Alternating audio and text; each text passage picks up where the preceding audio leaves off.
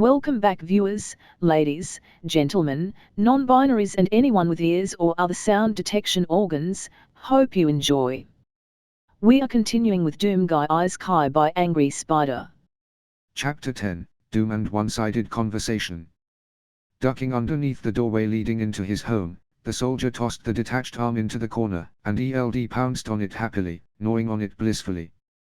Glancing around as she entered, Alice was halted as her shield snagged on the sides of the doorway, and had to twist it sideways in order to walk in. Rotating it back into a comfortable position, she looked around, raising an eyebrow as she did. "You live here?"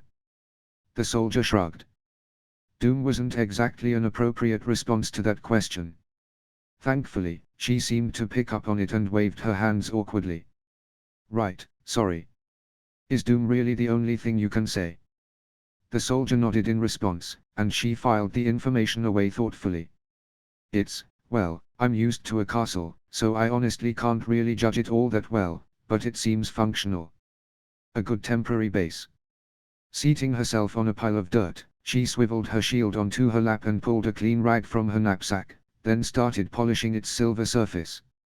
Leaning against the wall, the soldier summoned his pump action and started reloading it, sliding the red slugs into its underbelly in a smooth, repetitive motion. It was borderline therapeutic for him and was almost as satisfying as slaying demons endlessly. After he was done, he flipped it into a comfortable position and racked the slide with a loud and grinned behind his helmet. A moment later, he realized that Alice was staring at him with a look of mild confusion, and sat back down, dismissing the gun. Leaning over her shield, she pointed at him and asked, "Why do you do that? Can't you reload it with magic?" He nodded, and her forehead scrunched together. "Then why?" Resummoning the shotgun, he placed the butt of the stock into the crook of his arm and racked it again. Her face spread into a slow smile, and then she shook her head, blinking. "Whoa. Yeah, I see why you do it manually. Why is that so satisfying?" Grabbing it by the top of the barrel, the soldier tossed it over to her, and she caught it with a startled gasp, fumbling for a moment. "Whoa, it's got some weight to it." Rotating it a few times, she observed it from a few angles, appreciating its curves. Glancing up at the soldier, she asked awkwardly, "Do you mind if I?" He nodded silently, and she flipped it into her elbow, grinning. "I don't know what it is about this weapon, but man, I really want to use this." "What's it called?" Retrieving it from her, the soldier sat back down and stared at her. Face-palming, she said irritably, "Right, you can't talk. At least I know you can understand what I'm saying." There was a long silence as she went back to polishing her shield, rubbing the rag on it in careful, experienced circles and ensuring that none of the crimson dirt that was so common in hell was sticking to it. Dismissing the shotgun, the soldier laced his bulky fingers behind his head and laid down. It wasn't 5 minutes before his knee started jogging up and down. He was aware of the faint squeaking sound of Alice rag, the dull crunching and squishing of ELD chewing on the disembodied arm, and the sound of far-off demons going about their daily business. He couldn't take it. He was so used to constantly being on edge, locked in a perpetual war for who knew how many years, that inactivity was practically insanity-inducing. Jumping to his feet, the soldier summoned his shotgun, then paused. He could use a different gun every now and then, after all. Allowing it to fade into blue sparks of energy, he thought for a moment. What was a gun he could use reliably, one that would be good at both short and medium ranges? He didn't want one as bulky as the minigun, and the sniper rifle was a bit too cumbersome for indoor combat. After a moment's thought, a heavy weapon formed in his hands. With a stout barrel poking out from the end of a thick foregrip, a small spike protruding from the tip, the gun measured about 3.5 feet long. The stock was relatively short, but the rectangular magazine looked as though it could hold about 30, maybe 40 medium-caliber bullets. With a switch on the side to differentiate between safe, semi-automatic, and fully automatic, the soldier was pleased to find that the heavy assault rifle appeared to be fully functional. Flicking the switch to full auto and making a mental note to seal it there, the soldier started heading out of the cave, and Alice glanced up, startled. "Wait, you're leaving already?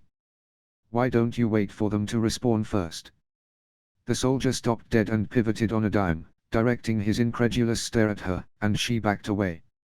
It was remarkable how much expression could be conveyed even without her being able to see his face. What? What'd I say? Pacing towards her, he aimed a finger at her, and she tripped on her own words, backtracking as she did. Leaving already? Waiting for them to respawn. He jabbed the finger in her direction, and she asked frantically, respawn? The respawning thing. Relaxing somewhat, she asked curiously, you didn't know that the demons respawn? He nodded vigorously, and she continued with a slightly concerned smile. Yeah, this is hell. Even if demons die in the overworld, they are gonna come back here just fine, to regroup and get their stuff back together. The soldier sat down, putting the heavy assault rifle on his lap and steepling his fingers under his chin. Apparently, his efforts hadn't been nearly as effective as he'd thought they were. Clearly, a bit worried, Alice leaned forward. Wait, were you trying to kill them permanently? The soldier nodded, and her eyes widened. That's a terrible idea. Even if you managed to end them forever, the Nine would hunt you down. He stared at her, and she frowned. What, the Nine? Blinking in realization, she asked incredulously, you don't know who the Nine are? How long have you been down here? Leaning down, the soldier drew 4 straight lines in the ground, and then a question mark at the end. He wasn't totally sure how long he'd actually been in this new hell, but he figured it was around 4 days or so. He was pretty sure Handyman had mentioned it at some point, but now he was a bit less certain.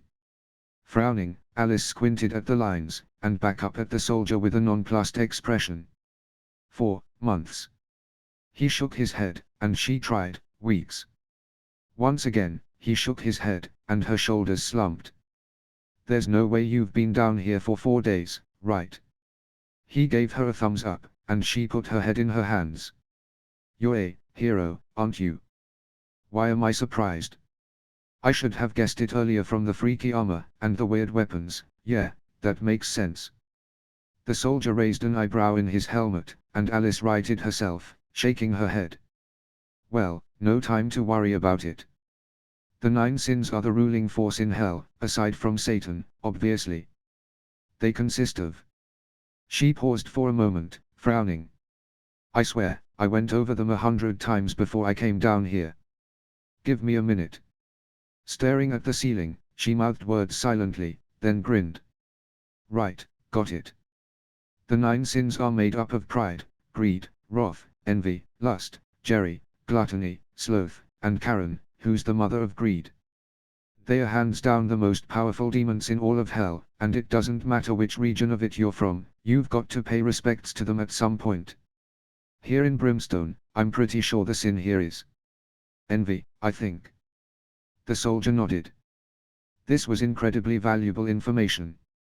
Standing, he hefted his assault rifle again, and she gasped. You're going out there again? Were you listening to anything I was saying? He had been listening, quite attentively. Instead of pointlessly killing demons that would keep coming back, he now had an objective. Get more levels until he acquired an ability that would let him kill them permanently, and then go after the 9. Starting with envy. End of chapter. If you enjoyed, like, subscribe, click the bell so you don't miss any episode and do all the other YouTube stuff. Visit and support the author, all the relevant links are in the doobly-doo, and comment your opinions, good or bad. And I'll see you next time. And as usual, have a wonderful day.